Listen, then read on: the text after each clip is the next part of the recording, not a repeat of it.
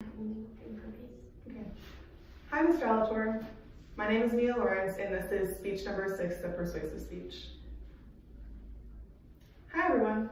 My name is Mia Lawrence, and today I will be discussing why schools should have later start times. I will be defining schools as elementary schools, middle schools, and high schools because most of the studies I was researching were discussing ages 18 and below, and most people in college are 18 and older.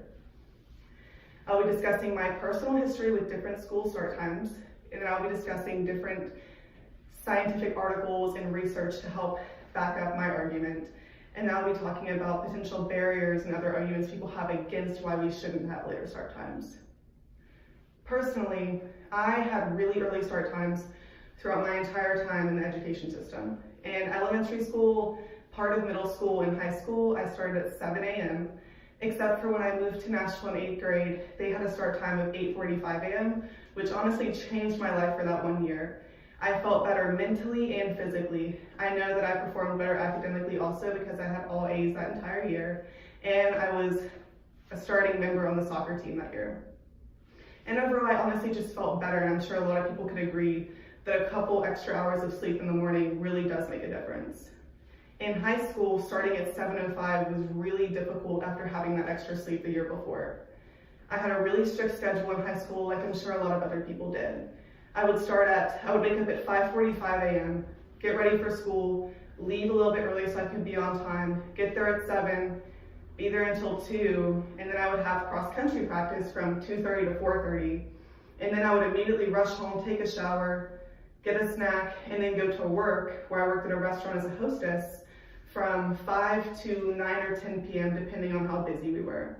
I would then go home, eat a quick dinner, and then do homework until I fell asleep around 12 or 1, which doing the calculations, that was only about 5 or 6 hours of sleep, when according to the American Academy of Sleep Medicine, they made a statement that said that people from the ages of 13 to 18 should get at least 8 to 10 hours of sleep to have optimal health.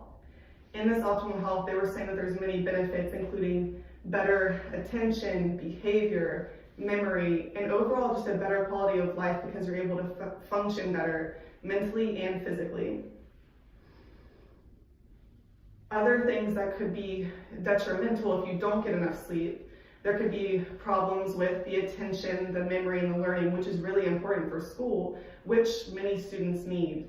I personally had a problem focusing. I would get to school on time. The problem wasn't waking up. It was just when I actually got to school, I knew I wasn't learning at my fullest that I could be, which I experienced in 8th grade, and I was comparing it to that. Some other problems that could be caused are that diabetes and depression could actually be worsened if you do not get enough, the 8 to 10 hours of sleep between the age ranges. And in our society today, depression can lead to suicidal tendencies, which is a growing problem.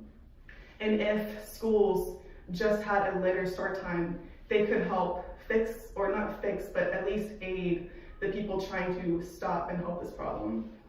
The CDC, which is the Center for Disease Control and Prevention, which is a federal agency, states that 93% of high schools and 83% of middle schools have start times before 8:30 a.m., which is insane. That is a huge amount of the U.S. not getting the optimal levels of sleep if most students stay up around 11 or 12 like I, because they had busy schedules or were just up playing video games and using technology, which our society has to deal with. People stay up playing their phones. I'm in college and I still do that. Some potential barriers that have popped up during my research are that people don't want to have later start times because it could lead to higher transportation costs and that there are scheduling conflicts with parents. Some of the solutions I thought of just doing my research the past couple of days is that we could at least bring awareness to this issue, since it is causing problems or increasing the likelihood of people gaining diabetes or depression.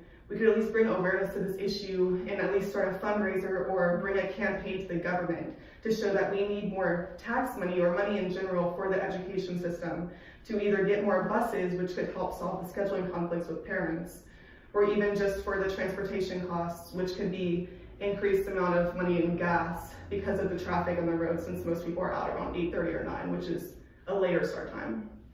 Thank you for listening to this speech, and I hope it brought you awareness. Thank you.